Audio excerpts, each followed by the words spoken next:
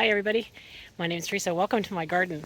Today we're going to do something completely different that I have never done before, and we're going to make garlic scape salt. So I've got to pick some garlic scapes. The recipe itself calls for 12. I'm not sure how many I've got in my fridge already. They do keep well in the fridge for about a week, and then you can chop them up, freeze them, however you want to do it. Today we're going to actually grind them. We're going to throw them in the food processor with some salt, and then we're going to bake them in the oven and dry it all out, and I'll have salt for the rest of the season. It'll be like a garlic salt. So let's see what I've got. So if you haven't seen garlic scapes before, they're actually the flower stalk of the garlic plant. So garlic kind of gives twice. You get the garlic scape from hardneck garlic, and then you also get the garlic bulb later on. So let's show you what we got. So here's my garlic, how it's growing this year. I've already picked a lot of the scapes off of this side, and you can see here where I've pulled them off, right here. So there's a few of them that they've been pulled off already. There's a few that were slow in coming. This group of garlic seemed to come a lot faster than the center group, so that's where I'm going to pick my scapes from today. And then my final group of garlic, which was, they're all 3 different kinds. These did not grow as well, and that type won't be planted again next year either, so I won't even save any of the cloves. So this is a garlic scape. This is the flower, and once it curls, you can cut it or break it off. So I'm just going to go down here to the bottom of it, and I'm just going to break it off. So that is the flower, or would have turned into a flower, and that's the scape itself. So we're going to use that in our cooking today. And these garlic scapes, once they come off the plant, it helps the plant bulb grow. Okay, so just to give you a little idea as well, once these started growing into the bulb, so once you take off all the scapes, now I've taken most of them off. This is what I've gotten this morning. So I got a few, so that'll help with the recipe. When the garlic itself, when you get 4 or 5 of these leaves that die, that's when the bulb can be picked. You want to leave it until then. You don't want to let it die completely. It just won't, it'll start to grow and separate the cloves and stuff like that. Hey folks, I'm out of the garden and I'm back into the kitchen. So we're going to make our garlic scape salt. And I've got a bunch of scapes here that I've been saving over the week. They're all different sizes. The recipe itself calls for about 12 scapes, but what I'm going to do is just do what I've got here. I do have extra as well, but I'm going to just put them back in the fridge because I've got a few more. And then I'll just cook them up. You can just fry them if you want. They're great on the barbecue. Now, you can cook and you can eat the flower part itself.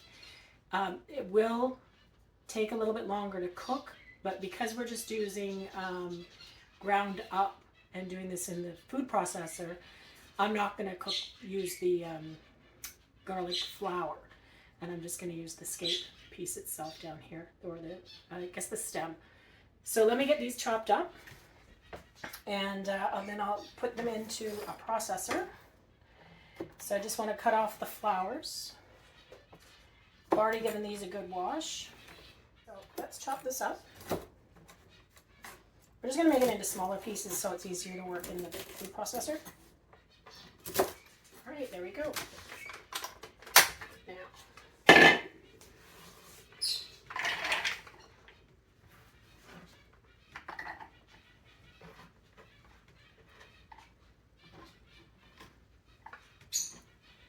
okay, and then we want half a cup of salt.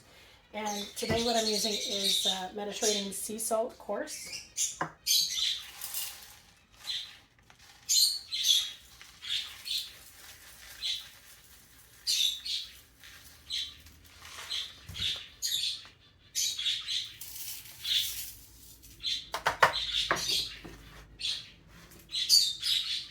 Okay.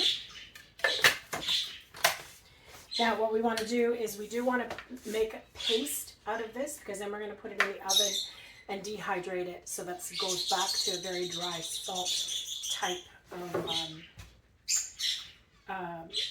grind, and then we can store it in containers and that for approximately 1 year or a little bit longer, as long as it's airtight. So let's grind these. Whew, very garlicky smell, that's for sure. I'm going to get a spatula and push these down because there's a little bit of salt that formed on the edge.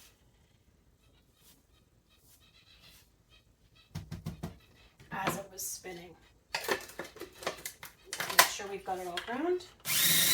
That's good. So what we're going to do now is we're going to put this on a tray.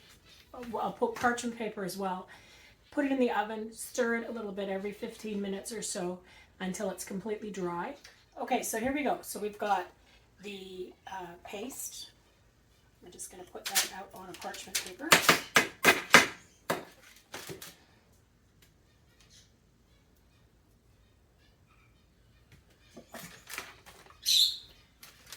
A chunky piece here that's really stringy, so I think I'll leave that out. And spread this evenly in it, but it smells so great.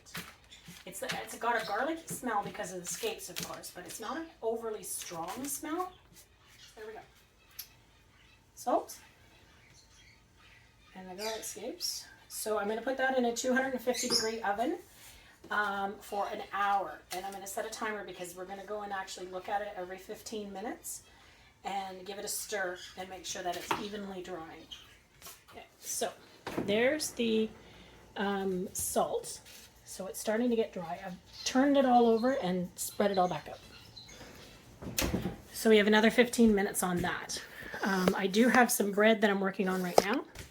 So there we go. The bread's been in the proofing basket.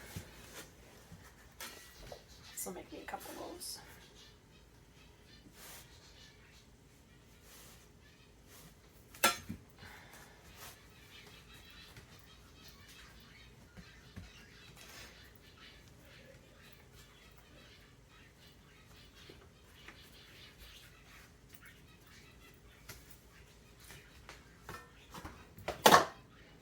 There, those are done.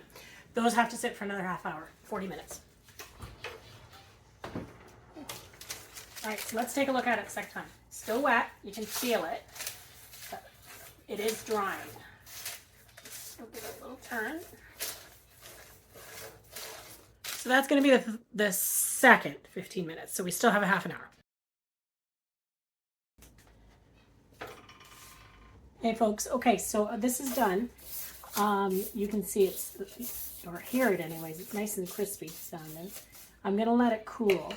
You can, once they've cooled, you can break them apart as they're drying. But you do want to make sure before you store it that it is completely dry. So if you get any chunks like this, the bigger chunks, you just want to break them apart. This would be good to add on top of steaks or on top of burgers, even with sausages or pork chops, stuff like that. I'm going to wait till it cools, like I say, and then I'll grind it up a little bit further. If you do want to, you can always put it back into your food processor, as long as it's clean and dry. So it has to be dry because we got salt, so we don't want to make it pasty again. Once it's dry, then it's good to go. So what I have to do now is I have to turn up this oven. So 375 for a half an hour. And I got some bread to go in the oven. And then once that's out, we're done for the day. Hey folks, okay, so this has had lots of time to cool off. There are some chunks, you'd say, but they are dry. And I'm gonna put it in here, and hopefully this will go through. Let's see. Perfect. What do you think of the lovely green color? So that's all completely dry.